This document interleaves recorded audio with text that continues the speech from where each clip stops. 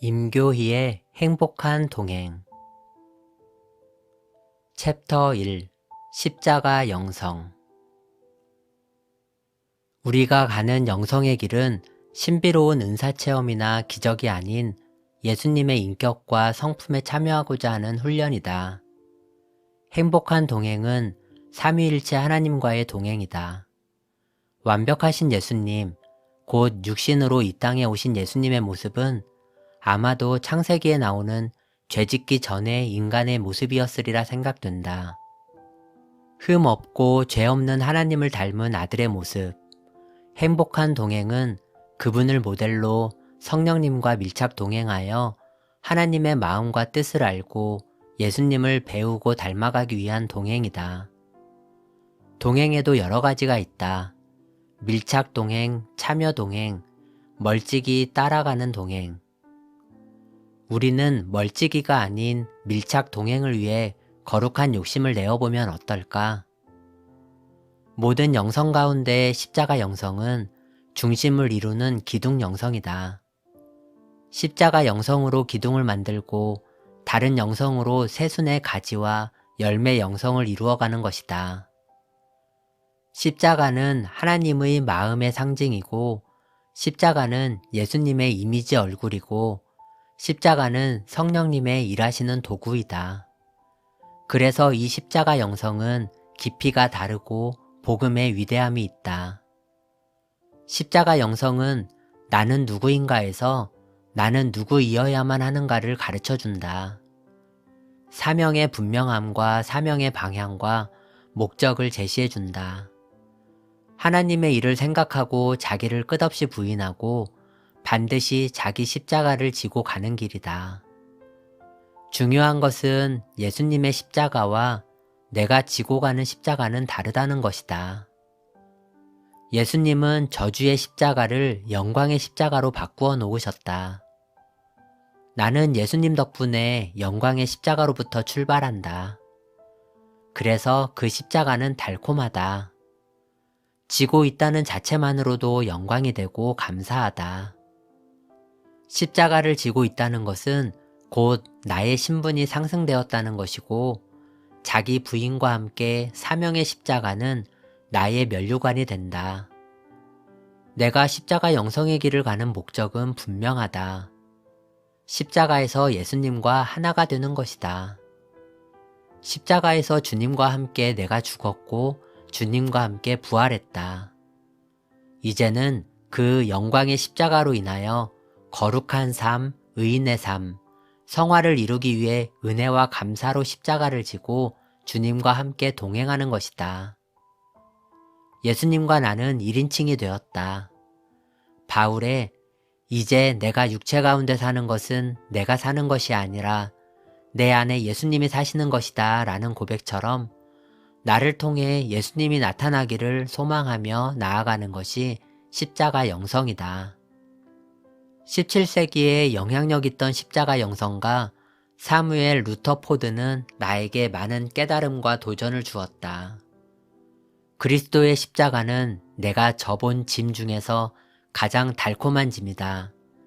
그것은 마치 새에 달린 날개와 같고 배에 달려있는 돛과 같아서 나를 내 인생의 목적지에 이르게 한다. 그는 새로운 자아를 찾아 예수님과 동행함으로 가장 아름다운 영성의 길을 선택하여 시대에 영향력을 준 목회자이시다. 십자가 영성의 최고봉은 사랑이다. 그리고 십자가 영성의 가슴은 화평이다. 십자가 영성의 손과 발은 섬김과 용서이다. 예수님이 쓰신 가시면류관은 내 생각, 내 가치관을 버리고 하나님의 뜻을 생각하는 훈련이다. 십자가 영성의 길을 가는 동안 나의 변화를 확인하자. 나의 보는 눈이 달라지고 있는지, 내가 하는 말이 달라지고 있는지, 내가 듣고 있는 것이, 내가 귀 기울이고 있는 것이 정말 신령한 것인지 말이다. 십자가 영성의 목표는 성화이다. 바울이 십자가 영성으로 끝까지 승리할 수 있었던 것은 다음과 같은 법칙이 있었기 때문이다. 나는 날마다 죽노라. 십자가의 비밀은 죽어야 다음이 진행된다. 교만을 못 박았으니 겸손의 꽃이 피게 하소서. 정욕을 못 박았으니 성결하게 하소서. 게으름을 못 박았으니 성실함이 회복되게 하소서. 당신은 십자가 영성의 길을 걷기를 소원하는가? 소원을 가진 것과 뜻을 세우는 것은 차이가 있다. 바보들은 결심만 하고 지혜자는 전략을 세운다. 누구든지 나를 따라오려거든 자기를 부인하고 자기 십자가를 지고 나를 따를 것이니라. 마태복음 16장 24절. 영성의 시작은 아멘 다음부터 출발이다. 자기 십자가의 행복은 사랑의 시작이고 사랑의 끝이다.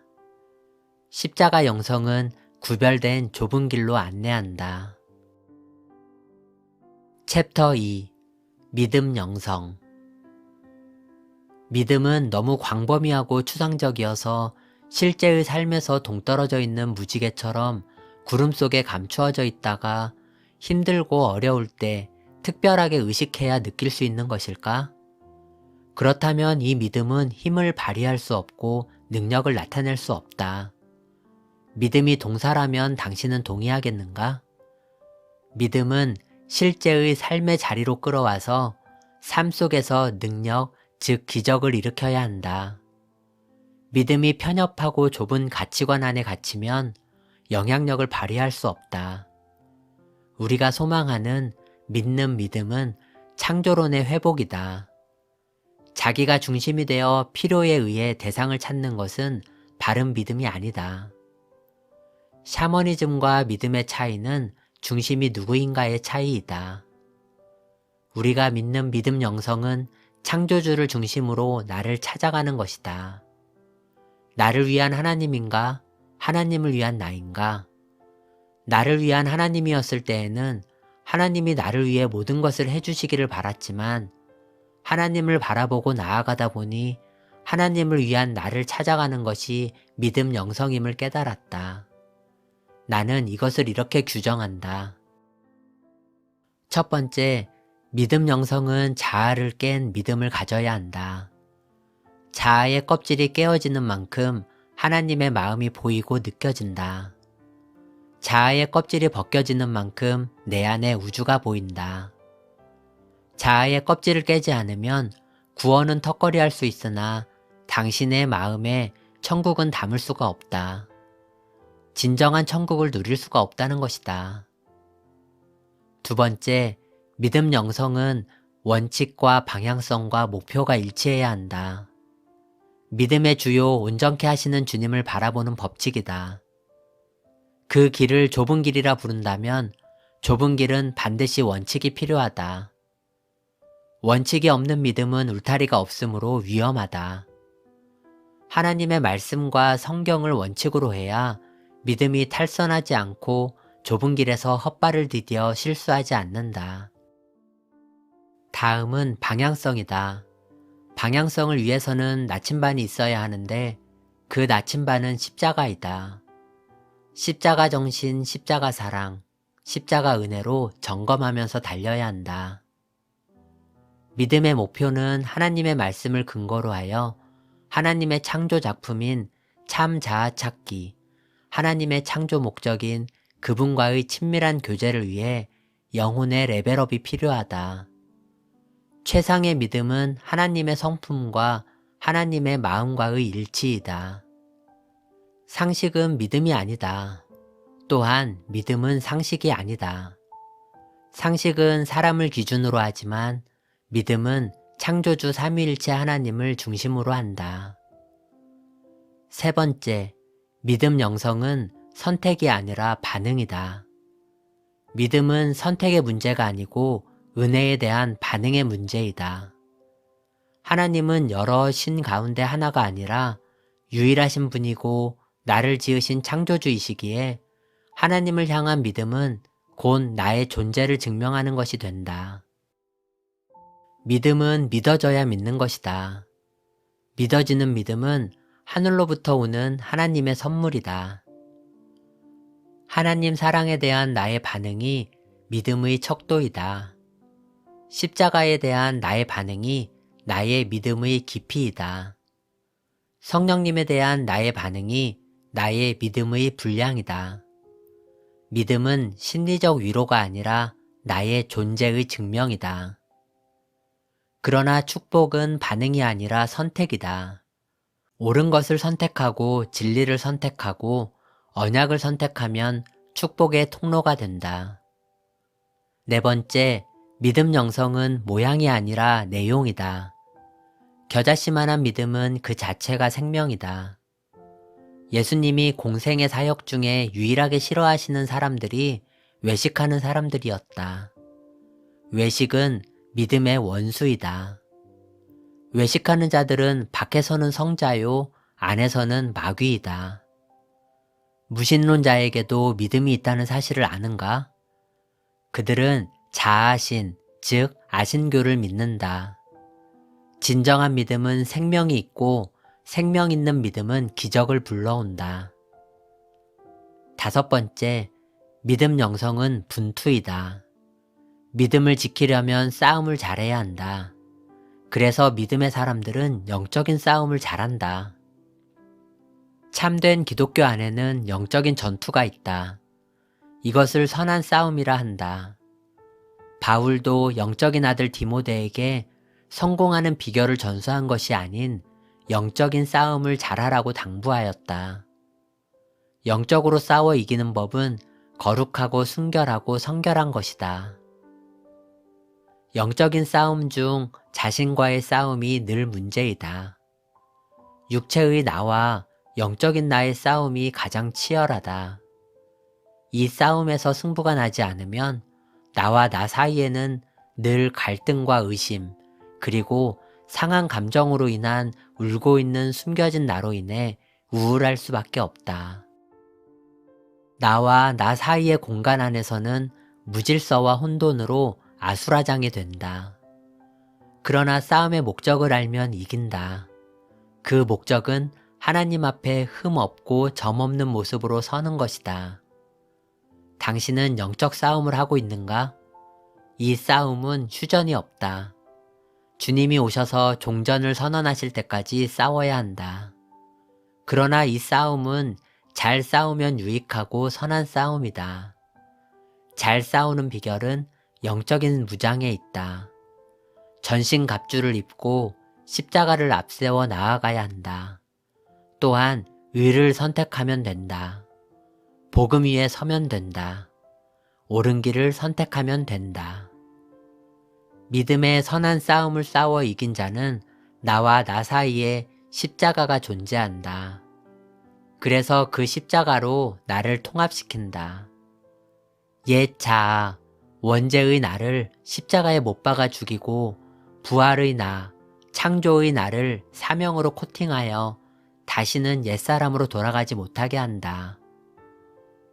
믿음에는 진짜 믿음과 가짜 믿음이 있다. 그 믿음이 나에게서 나오고 나를 위한 나 중심의 믿음이라면 믿음의 대상이 바뀌게 된다. 그러나 믿음의 대상은 바뀔 수가 없다.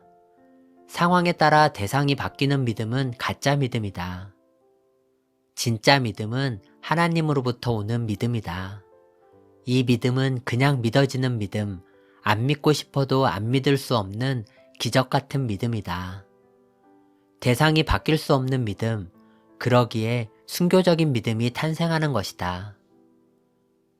위에서부터 내려온 믿음의 특징은 조건 없는 순종을 하게 한다. 인내로 증명한다. 연단을 통해 빛을 발한다. 모든 불의에서부터 완전히 떠남으로 출발한다. 그 믿음의 뿌리는 성부 하나님께 있다. 믿음의 방향은 성령님이 인도하신다. 믿음의 마지막 종착지는 예수 그리스도의 성품이다. 빛나는 성품이 믿음을 증명한다. 구원의 문으로 인도하는 믿음이 단순하다고 생각하는가? 당신의 믿음의 반응을 보라. 당신의 속사람을 보라. 당신이 서 있는 방향을 보라. 자기 신념, 세속적 믿음, 인간적인 신뢰, 이기적 믿음, 자기가 믿고 싶은 것만 믿는 믿음, 이성적인 믿음은 가짜 믿음이다. 믿음은 절대로 추상적인 것이 아니다. 삶의 실제가 되어야 하는 것이 믿음이다. 나에게 믿어지는 믿음과 확신에 찬 믿음을 주신 하나님께 감사하며 믿음에 영성을 붙여 삼위일체 하나님과의 동행을 갈망한다. 믿음 영성으로 은혜 안에서 창조적 자아를 만납시다. 챕터 3. 종의 영성. 성경의 중요한 인물들의 공통점은 스스로 종신형의 종으로 순교까지 불사했다는 것이다. 출애굽기 21장, 빌립보서 2장, 신명기 15장, 시편 40편, 디모데전서 6장, 요한복음 15장. 다 열거할 수 없는 성경 속의 종의 모습이다.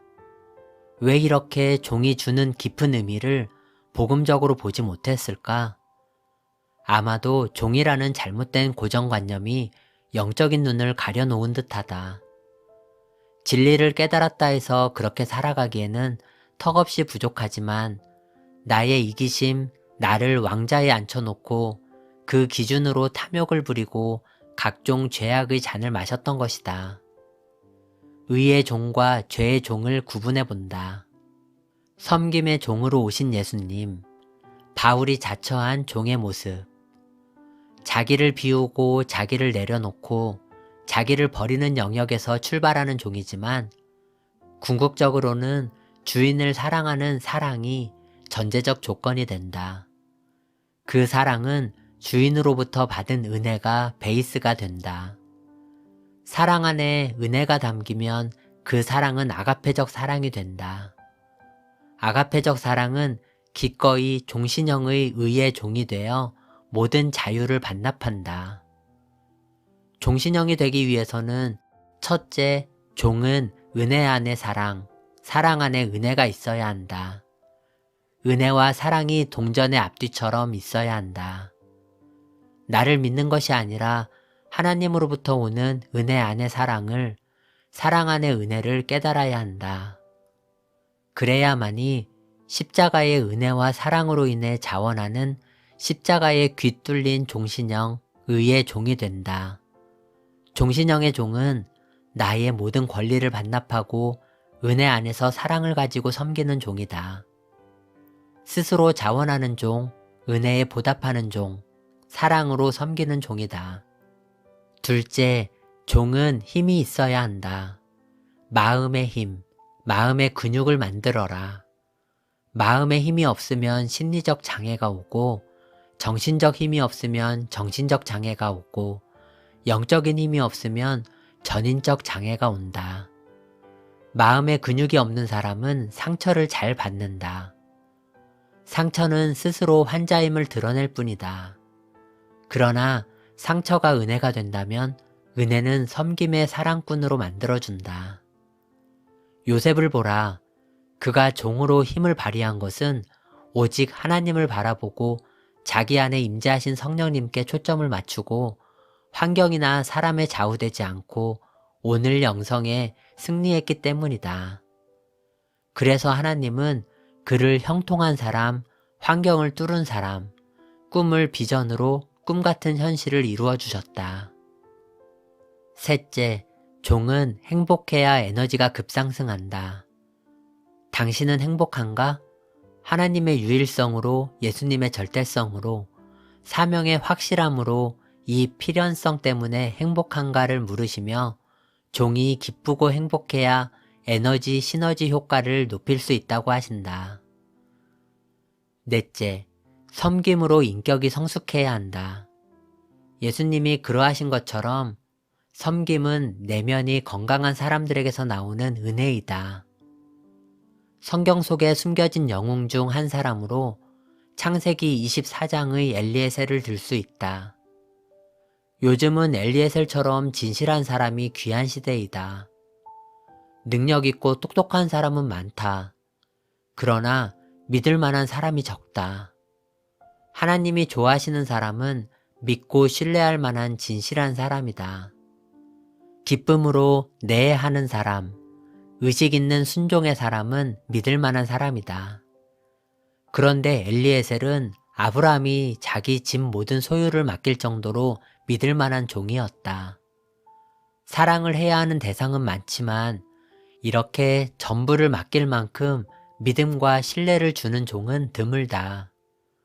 진실과 성실은 종의 필수 덕목이다. 섬길 줄 아는 사람이 다스릴 자격이 있다. 다섯째, 종은 주인과 친밀해야 한다. 종신형의 종, 그것도 스스로 자처한 종은 주인과의 관계가 어떠했을까? 친밀한 관계, 투명한 관계, 그래서 믿을 수 있는 신뢰의 관계를 이루었을 것이다. 친밀한 관계는 실수가 없고 부족함이 없다는 것은 결코 아니다. 두려움을 넘어 상대방의 어떠한 것도 이해해주는 관계이다. 이유 모를 책망도 납득할 수 없는 분노 속에서도 그럴 만한 뜻이 있겠지라고 화가 풀릴 때까지 무릎으로 기다리는 마음. 그래서 주인은 그 종의 모습을 보고 너는 더 이상 종이 아닌 나의 친구다 라고 말한다. 내 아버지의 비밀을 다 알게 할 것이다 라고 요한은 예수님을 대변한다. 친구 같은 친밀한 종의 특징은 집중한다. 종은 유능함보다 신뢰가 우선이다. 탁월함을 보이려 하지 않고 순종을 선택한다. 여섯째, 친구 같은 종의 특징은 집중한다. 함께하고 공감하고 같이 아파하고 주인이 잘 되면 내일처럼 기뻐한다. 친구 같은 종은 유능함보다 신뢰가 우선이다. 탁월함을 보이려 하지 않고 순종을 선택한다. 너희는 내가 명하는 대로 행하면 곧 나의 친구라. 요한복음 15장 14절. 주님은 친구를 위하여 자기 목숨을 버리면 이보다 더 큰 사랑이 없다고 말씀하신다. 일곱째, 종은 자족해야 한다. 종이 자족하지 못하면 주인의 것을 탐하고 시기하고 질투하고 탐욕으로 인해 불평하게 된다. 비교의식으로 자신의 위치를 한탄한다. 심령이 허약한 사람의 특징은 무엇이든지 인정을 받아야 한다. 인정의 욕구를 극복하지 못한 사람이다. 이러한 사람은 무슨 일을 하면 반드시 반응을 묻고 또 확인하려 한다. 건강한 사람은 할 일을 마땅히 했을 뿐이라고 말한다. 모든 일에 책임을 느끼는 사람이 종의 영성을 가진 사람이다. 종의 자족함은 매우 중요한 부분이다. 건강한 크리스천은 자족의 영을 갖고 있다는 스펄전 목사님의 말씀을 명심하자. 단순해라. 질서 있게 살아라. 작은 것에 감사하고 소중히 여겨라. 가장 탁월한 영은 자족의 영이다. 종은 은혜로 일하는 종신형이 있고 품꾼으로 일하는 품꾼형이 있다. 은혜로 나아가는 종신형의 종은 주인의 가치가 자신의 행복이다. 그러나 품꾼형의 종은 늘 보상을 요구하고 보상이 목표이기에 관계가 형성되지 않는다. 노예의식을 가지고 있기에 자신의 가치를 모른다. 종신형의 종으로 불림을 받은 사람의 가치는 십자가에 있다. 진정한 나의 가치를 십자가에서 찾아야 한다. 종신형의 종으로 예수님의 가치를 찾아가는 사람이 됩시다. 임교희의 행복한 동행 중에서 챕터 1 십자가 영성 챕터 2 믿음 영성 챕터 3 종의 영성